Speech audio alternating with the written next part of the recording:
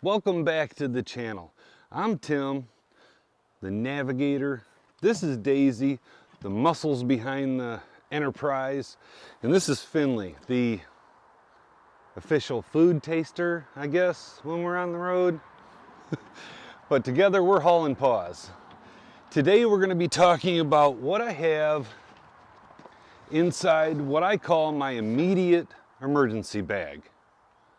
So stay tuned.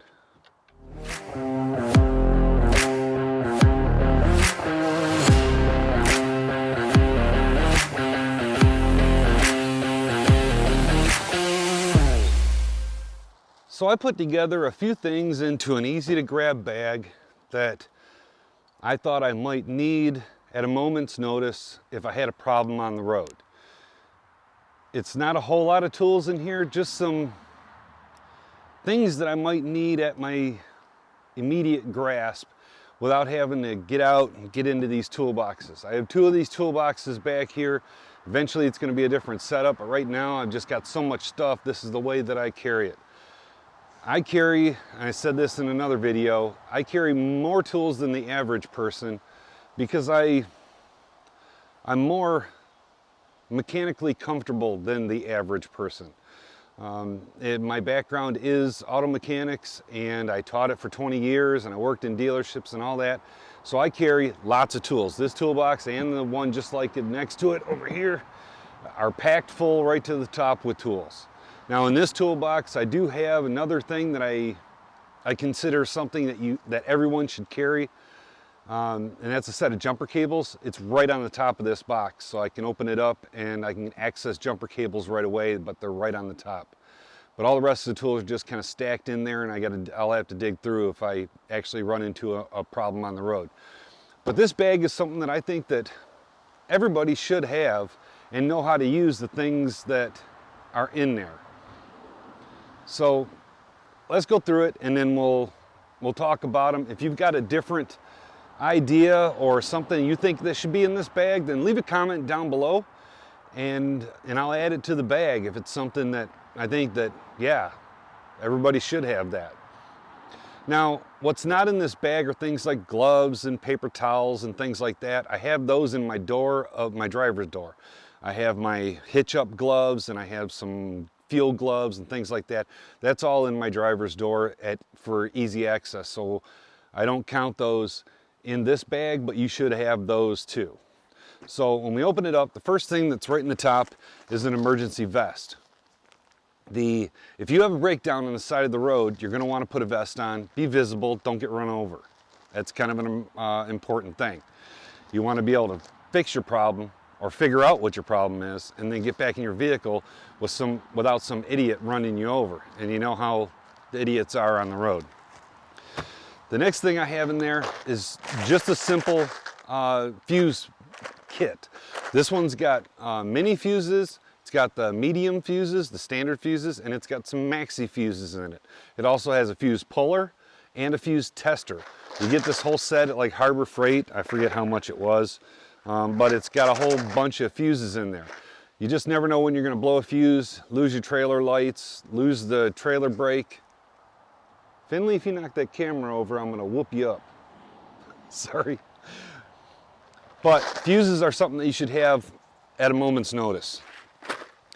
The next thing you should have is a tire repair kit. This is a tire plug kit. That's what you should have. Plugs, not patches. Don't go out and buy ones that have patches in it. Patches require you to remove the tire from the rim in order to do the repair. Plugs you can do on the vehicle. You don't even have to take the tire off. You can put a plug in and air the tire back up without any other tools. But you should have a plug kit and know how to use it. Even if you get a scrap tire or something in practice, watch a bunch of videos on how it works. You should know how to use one of these so you can do it very quickly. I've never had, knock on wood, I don't have any wood, knock on wood, but I haven't had a flat on a trailer on the road yet. But I did pick up a nail just in this last trip pulling into the dealer at Myrtle Beach. I did my walk around pictures and everything was fine. And then I went in and did the paperwork, came back out, waited for about a half hour for them to come out and check me in. and the tire was about 3/4 of the way flat, and it was still leaking air. So if that would have happened on the road, then I would have had to put a plug in it and get down the road. These kits like this come with everything that you need. It comes with the installation tool and the reamer tool, and the plugs and glue and all that stuff that you need in here, but it has everything that you need in this nice little kit. It also comes with like a tire pressure gauge that I don't ever use because I have my digital one, and it also has a valve stem remover. Sometimes you might have a valve stem leak and you have to tighten up the valve stem, so that's nice to have one of those in there too. So you have that. Let's see, the next thing that I have in my little kit here is just one of these adapters. But it's not just any adapter. You can buy these things that are an adapter, it goes in your 7-way and it plugs in a 4-way into it. That's fine. You never know when you might get a reload that's going to have a 4-way flat. My truck doesn't have both plugs in it, so I have to use one of these adapters. That's not really the reason that I carry this. I carry this because it's also got built-in LEDs, so it's a tester. You plug it into your 7-way, hit the brakes, do the turn signals, and the LEDs light up and let you know that you're getting power back here. So if you run into a problem with the trailer, the light's not working, you can plug this in and find out right away, is it your truck or is it the trailer? Saves you a whole lot of time trying to figure out, is it the truck or the trailer? If it's the trailer, then you got to deal with what's going on with the trailer. If it's the truck, most likely it's a fuse. You might have something wrong with your plug or a broken wire, but probably 75–80% of the time it's going to be a fuse. But it tells you right away what's not working because it's got little LEDs. Let me see if I can get this up to the camera. It's got little LEDs right in there that will light up when you apply the brakes or the turn signals or the running lights. The next thing I have in there is something that you just have to have, just a roll of duct tape. This is actually T-Rex tape, and I have the thin one. It's like 1.5 inches or something, 1.25 inches.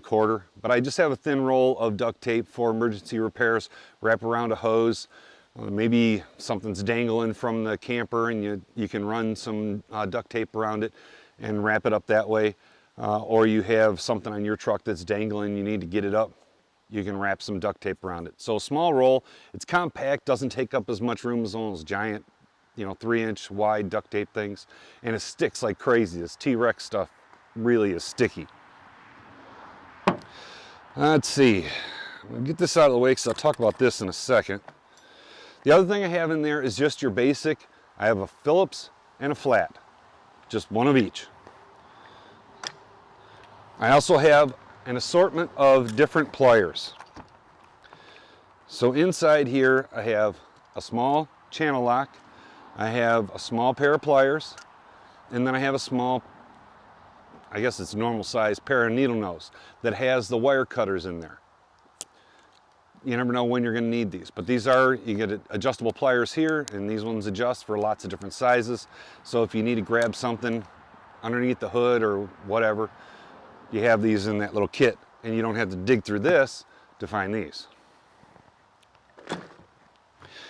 The other thing that I have in there are all of my sockets for wheels.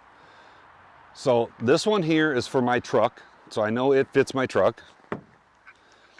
This one is my standard one that I use for almost every camper. It's called a flip socket. They're kind of cool. It's one socket, but 2 sizes, and it's got a little extension that's in there. So you pull it apart, so you pull it out, flip it over, put it on, and then you can use the other side. And this one is a 19 millimeter and a 21 millimeter.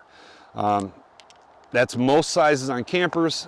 Some of them are 3/4, but I have the 3/4 here. And then I have the 13/16 here. But I use this on almost every camper that I've pulled so far. Then inside here I have a little telescoping magnet. If I need to grab something that I dropped down inside the engine compartment, or something that when I was checking the oil or whatever, I have a little magnet. And I have a little inspection mirror on a stick that extends, so that I can get into places if I'm hearing a noise and I need to see around a corner. I can use this inspection mirror to get up in there and see what I'm looking at. They're not super convenient, but when they work, in a pinch, they're really great. So I have those. Also in here, I stole it from my son. It's just a Bear Grylls, it's like a Gerber. I mean, it is actually made by Gerber, but it's just a multi-tool. It's got the needle nose and the cutters, and then it's got little knives and screwdrivers and all kinds of stuff in here. And I just throw that in there just in case something in there isn't working, or maybe I need 2 pairs of needle nose pliers for whatever I happen to be doing. I have an extra set, but it's got all kinds of little different stuff in there. And then I have a test light, an actual test light for electrical problems. If I'm testing fuses, or if I'm trying to figure out what wire on my trailer hitch doesn't work or whatever, I throw a test light in there. They're pretty inexpensive. If you know how to operate one, then they can come in handy. One of my strong points is electrical, so I do a lot of electrical diagnosis for a lot of friends, and that's what I did in the dealership, and that's what I taught and things like that. So I'm pretty comfortable with this. If you're not comfortable using a test light, then you don't need to carry it, but they're cheap. You can throw it in there. Basically all you do is you take the clip it onto somewhere that's ground, just any piece of metal on the truck that's bare metal and not painted, and then you can use the pokey end to poke at stuff, and it will light up when you have power at those places. So if you poke it onto your plug there, and it's supposed to be the brake port, and you hit the brakes and it doesn't light up, then you know you don't have power. If it lights up, then you know you do have power. This one's a little bit different than the standard ones. You can also hook this to power and then probe ground with this, and it actually lights up a different color. It'll light up green or red, depending on if you're on ground or power. So it's a little bit different. I use it that way because I have a little more knowledge of how electricity works in a car and things like that.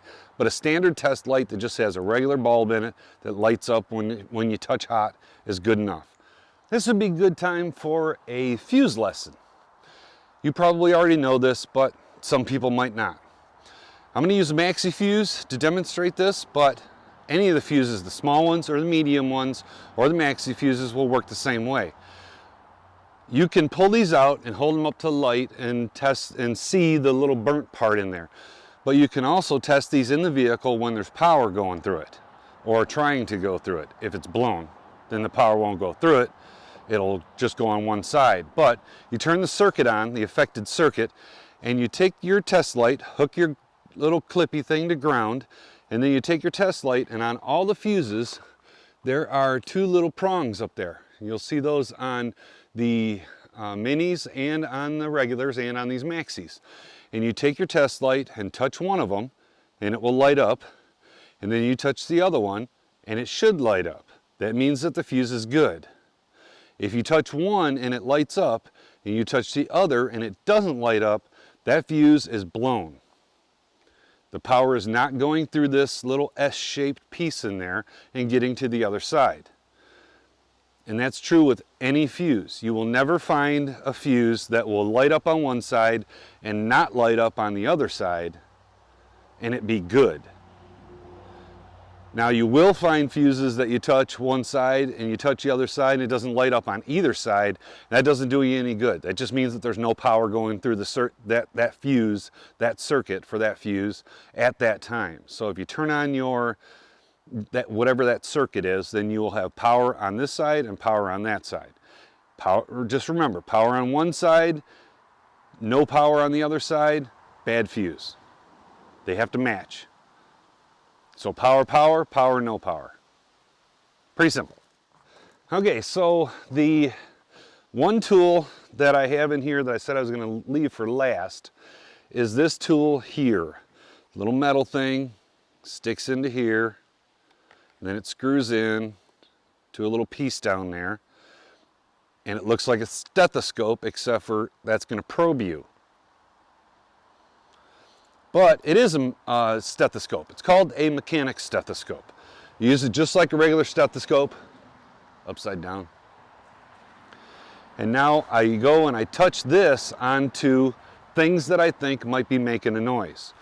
When you're looking under the hood and you got all this stuff moving and you hear a noise, you can't pinpoint it. You might hear a whine from a bearing, but is it an idler pulley?